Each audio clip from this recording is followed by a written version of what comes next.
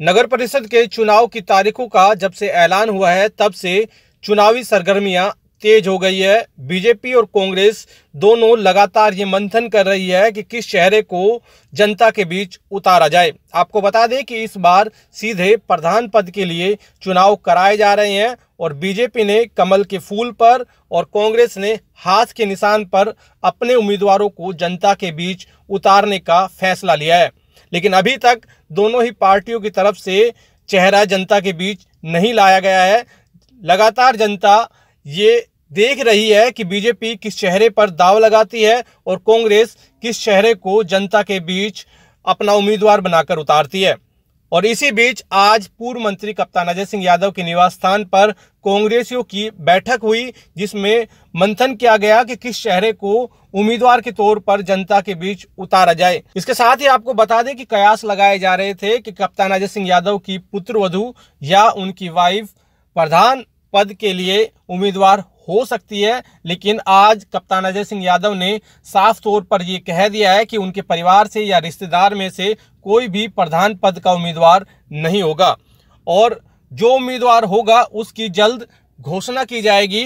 फिलहाल 12 दिसंबर तक जो कांग्रेस की टिकट पर चुनाव लड़ना चाहता है वो आवेदन करे, उसके बाद पार्टी मंथन करेगी और जो पार्टी का पुराना कार्यकर्ता होगा उसी को ही टिकट दी जाएगी। यानी जो टिकट की चाह लेकर दूसरी पार्टी से कांग्रेस में शामिल होंगे उनको भी टिकट नहीं दी जाएगी। कांग्रेस और बीजेपी की तरफ से कब तक चेहरे साफ हो पाएंगे अभी कुछ कहा नहीं जा सकता, लेकिन उम्मीद ये लगाई जा रही है कि अगले 1-2 दिन बाद कांग्रेस और बीजेपी के उम्मीदवार दोनों जनता के बीच होंगे। देखिए, आज हमने अपने जो मुख्य कार्यकर्ता थे उनकी मीटिंग बुलाई थी और उसमें फैसला ये लिया गया कि हम लोग जो है सबसे एप्लीकेशन लेंगे।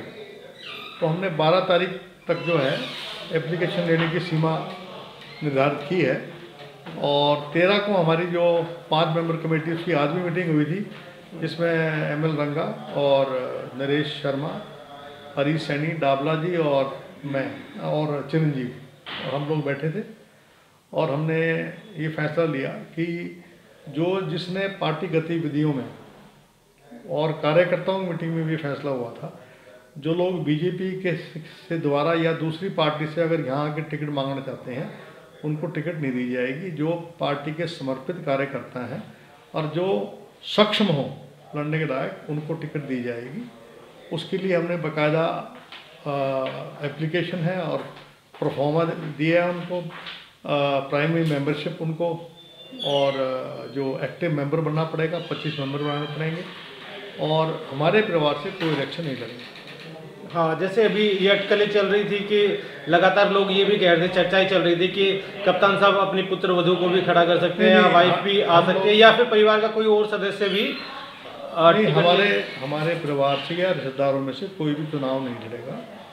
हमने फैसला कर दिया है और पार्टी की तरफ से जो समर्पित कार्यकर्ता है उनको ही टिकट दी जाएगी। और हाँ, अगर आरती राव आती है तो फिर उस पर देखते हैं क्या करते हैं, फिर उसके मुताबिक हमें रणनीति बदलनी पड़ेगी। तो अभी इंतजार है कि बीजेपी भी अपने चेहरा साफ कर देगी, तो उसके बाद ही आप करेंगे?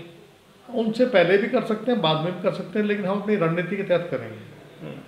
तो एक सर, जो आपकी जब सरकार थी तो उसमें जो काम हुए उसका भी एक लेखा जोखा तैयार करके संकल्प पत्र लेके आएगी बीजेपी। उस व्यक्ति को चुनेंगे उससे पहले तो शपथ पत्र लेंगे जी कि वो भ्रष्टाचार नहीं करेगा, वो इलीगल कॉलोनाइजेशन नहीं करेगा और बाकायदा ईमानदारी से काम करेगा। छवि अच्छी होनी चाहिए उसकी, बैकग्राउंड ठीक होना चाहिए, पढ़ी लिखी होनी चाहिए, क्योंकि ये भी बैकवर्ड महिला का है तो उसमें जो पढ़ी लिखी है और जो पार्टी के समर्पित कार्यकर्ता हैं उनको ही टिकट दी जाए। उनमें से एक व्यक्ति को टिकट मिलनी है